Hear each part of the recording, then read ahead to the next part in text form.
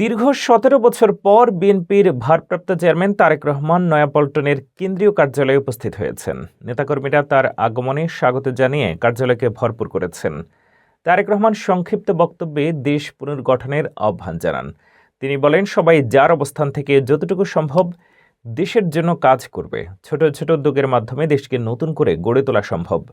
তিনি সাধারণ মানুষের চলাচলের সুবিধার জন্য রাস্তা খোলার প্রতিশ্রুতিও দেন। কার্যালয়ে উপস্থিত ছিলেন বিএনপির সিনিয়র যুগ্ম মহাসচিব রুহুল কবির রিজভী, কোষাধ্যক্ষ এম রশিদুজ্জামান মিল্লাত এবং অন্যান্য কেন্দ্রীয় নেতৃবৃন্দ। রাজনৈতিক বিশ্লেষকরা মনে করছেন, তারেক রহমানের দীর্ঘদিনের পর উপস্থিতি বিএনপির রাজনীতিতে নতুন মাত্রা যোগ করবে এবং ভোটের মাঠে দলের প্রস্তুতি শক্তিশালী করবে।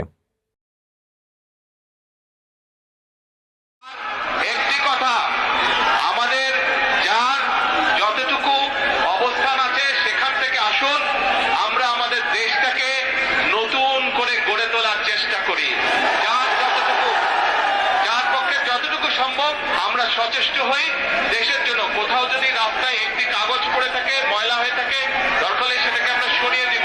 এইভাবে ছোট ছোট করে কাজ করার মাধ্যমে আমরা দেশটাকে গড়ে তুলে আসুন। আর এখন আমি সকলকে অনুরোধ করব, দ্রুত আমরা রাস্তাটাকে খালি করে দেই, যাতে সাধারণ মানুষ চলাফেরা করতে পারে।